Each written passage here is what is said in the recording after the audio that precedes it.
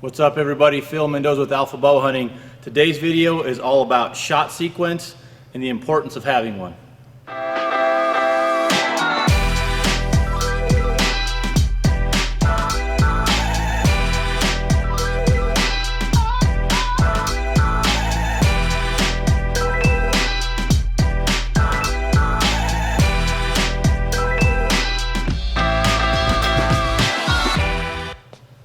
So this topic is something that I've covered before in previous videos. I actually have it on the Alpha Bowhunting website under the coaching tab. You can go down and see all the free videos. It's been a while since I've highlighted this, having been at TAC and the Alpha finals that we had a couple weeks ago, talking with a lot of new shooters that are new to bow hunting, new to archery. I need to do better as someone who is posting on YouTube to try to help people out in those categories, to refresh information and cover topics again. Because just because I posted a video a year ago or 2 years ago, sometimes people are just new to the channel, or new to shooting in general. So that being said, I want to start off today by showing you what USA Archery coaches as a shot sequence. I'm going to talk briefly about this, and then I'm going to get into what I coach under the Alpha Bowhunting Pyramid as a bow hunter shot sequence. Very similar in some respects, but practical to bow hunting in others. So let me just start off with saying, first things first, stance in a shot sequence. Feet shoulder width apart, front foot slightly opened up, and feet right under your shoulders. Okay, standing straight up. Feet. That's your starting stance. Secondly, you're knocking your arrow. Hook and grip is getting where, whether you're shooting a recurve or a compound, how you set your grip and attach the release. Set. This is one of those coaching steps in this sequence that I don't focus on, because this is kind of more getting your body aligned, tournament shooting, how they engage when you're raising your bow up and engaging the target and getting set up for that, getting preloaded to raise and draw your bow. Again, this is USA Archery coaching. What I coach is more practical bow hunting, is what I'd say. But that next step, set up, draw to load, drawing to load, anchor, transfer to hold, expand, aim when you're actually shooting the shot, release, follow through, and feedback. That's USA Archery's shot sequence. There's a lot of good stuff in there. Some of the things specifically, like transfer the hold and expand to aim, I personally feel like those steps are better coached one-on-one or in a class format, to where you have somebody there as you're drawing your bow back and you're experiencing what that feels like with your back and your shoulder. Sometimes it's easier to have somebody say, okay, you're putting a hand on your back or your shoulder and helping you get into that position, posture, alignment. Anyway, that's the basic shot sequence for USA Archery. Again, what I'm going to get into next is what I like to coach for a bow hunting starter shot sequence. What's really important for you to understand here is you need to have a shot sequence. Everything starts with the foundation of, when you build a house, you start with the foundation. When you start shooting, you're starting with your foundation. This is that foundation. And in the event, like for example, you're shooting a high pressured tournament like what we do with the Alpha Challenge, elevated heart rate, you're moving around, having it set up for a shot quickly, identify the target, control the breathing, execute a shot. If you don't have your shot sequence really well ingrained and rehearsed and practiced, it's hard when you add those other elements of anxiety and competition, if you will, that bring out the elevated heart rate and sometimes deter you from completing one step before you move on to the next step and then the next step. And that's the important thing to think about, is you want to do the first step, check it off completely in its entirety before you move to the next one, check that box off, go to the next one, check that box off. So that way, in the event, for example, you draw your bow back, you've anchored and referenced and acquired the target, and you're starting to execute, push, pull, squeeze into that shot, and wind, maybe wind moves you around, or you're still breathing too hard and you have to pause for a second. Same thing when you're in the field. You could be on an animal, he stopped, you're starting to squeeze through, he starts to move again, and you have to pause. You need to understand where you're at in that shot sequence, so that way, soon as that shot presents itself again, potentially, you know where to continue from and how to continue and execute the shot. Sequence, sequence is super important. So let's go ahead and clip over. I'm going to grab my bow and walk you through what I coach as the alpha bow hunting, in the alpha bow hunting pyramid as our shot sequence, our starter sequence. Okay, so I'm going to start off doing the shot sequence with an index finger release. I don't usually shoot an index finger release on this bow, so peep sight may be off a little bit, but that being said, I'm going to start with step one. Again, it's stance. If you are in the bow hunting, in a bow hunting situation where you might be on your knees, sitting on your butt, in a tree stand, in a ground line, whatever the case is, your stance is essentially getting as much of that starting process in place as you can. So if you're standing to shoot, great. Get your feet as best you can, your hips underneath your shoulders, and you're standing straight up. If you're in a chair in a ground blind or a tree stand, same thing. You don't want to be leaning right out the gate. You want to try to be as vertically stacked as you can be as you get started. As we work down the process, and I'll list the steps on the video here on the side, but so grip, whether you interchange, you putting your grip in, you setting your grip first, or knocking your arrow, attaching the release, and then setting your grip, it's irrelevant. It's more for you to choose how you'd like to do it and how you want to continue with it. The important thing for grip is understanding, again, a proper grip position starts with, if you were to take your hand up and you see where my hand is here, and I place it right into the grip, your lifeline should be parallel or right on the outside edge of your bow here, but not intersecting it. If the bottom of your lifeline connects to the bottom part of your grip, likely the likelihood of you torquing the bow is high. So front pressure, relaxed hand. If you want to touch your fingers to the front of the riser, I don't like to coach touching your fingertips together here. And the reason for that is, for me personally, and a lot of people that I've coached, if you touch your fingers tips together, some people have the tendency to start rotating their knuckles around, and you see your knuckles starting to curl around the bow, and again, likelihood of torquing the bow, it gets higher. So you want your knuckles on a 45-degree angle.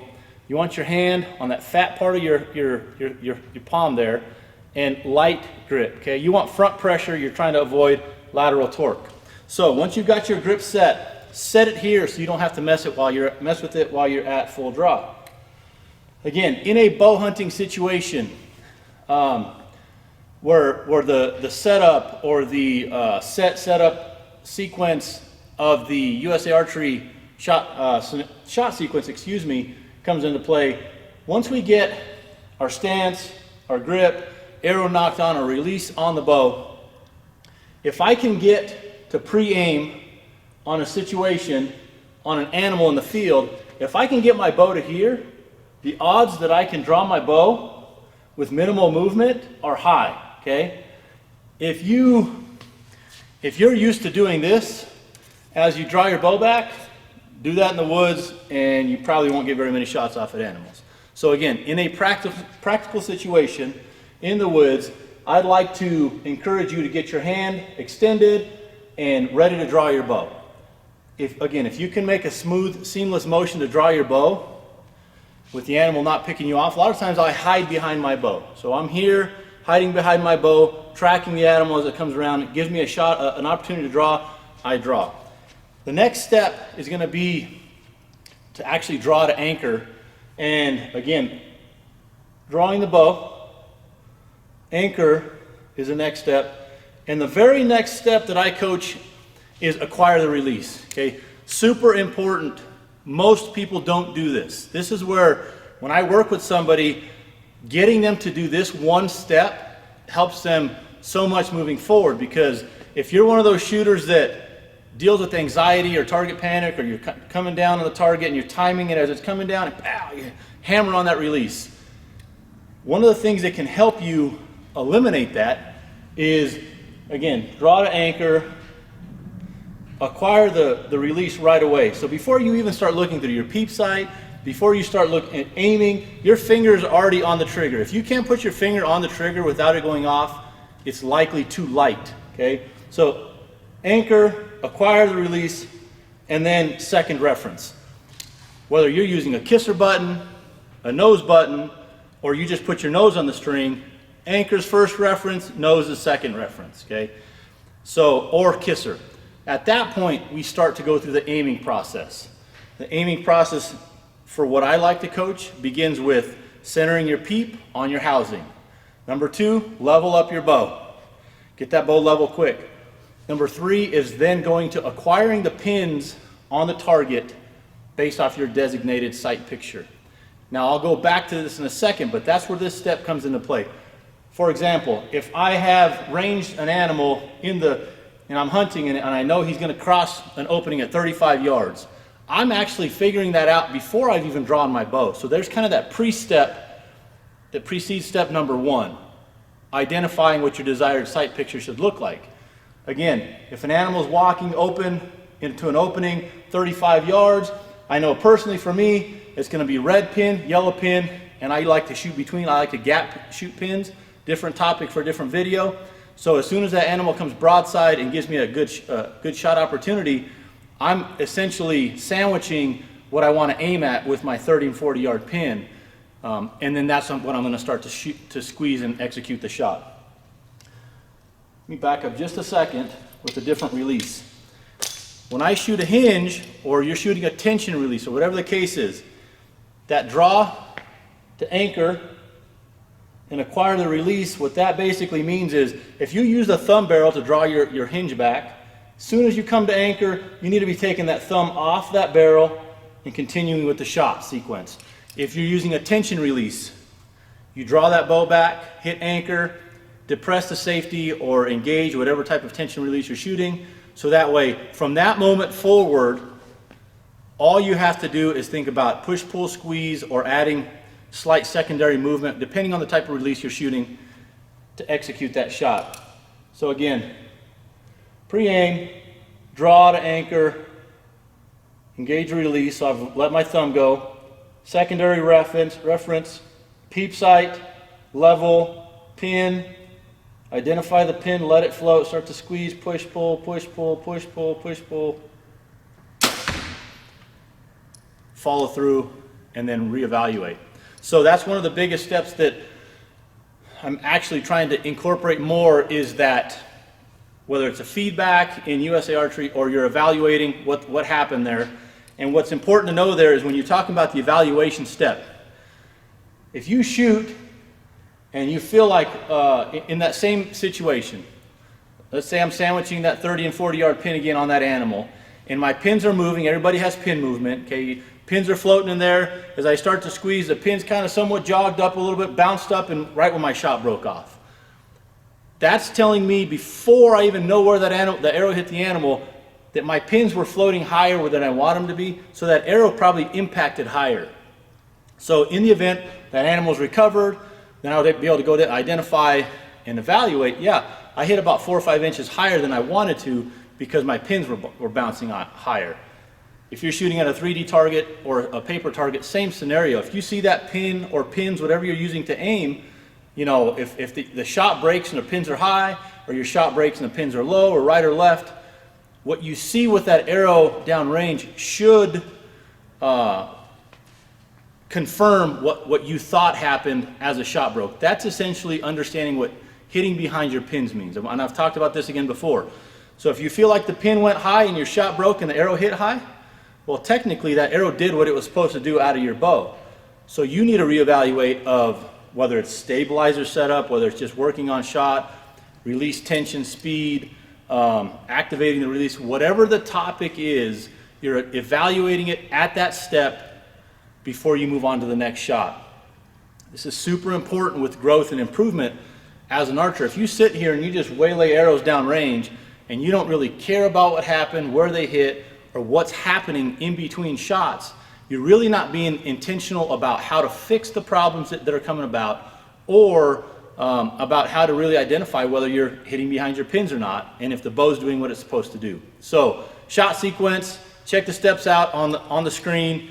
Like I said, there's another video I did a few years back that's on the Alpha Bowhunting website that covers this, articulated a little bit differently. It's the same shot sequence. If you come into one of our workshops in No Limits Archery, same thing's covered.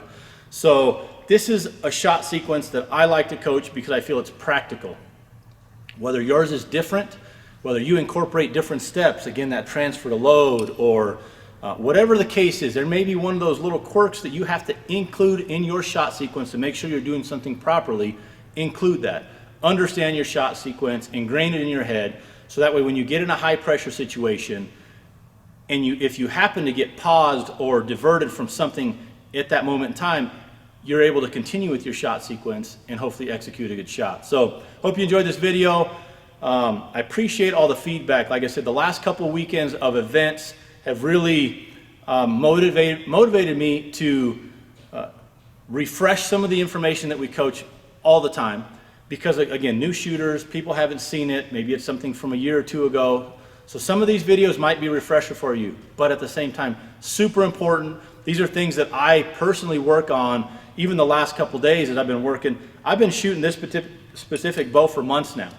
And because my time didn't allow me to go shoot outside, I was in the basement shooting those odd positions and really working on that shot sequence and really ingraining that and working that process within my practice routine. So hope you enjoyed the video. If you do, make sure you like and subscribe. Also check out the other videos on YouTube that we've posted. A ton of great content this year. And we're going to be delivering more in addition to some new things that we're going to be bringing down the pipe. So stay tuned, subscribe, leave a comment. Let me know what your shot sequence looks like. If there's something you add or you think that, that we need to consider. I'm always willing to learn things as we go and consider things. So leave me a comment. We'll see you guys soon.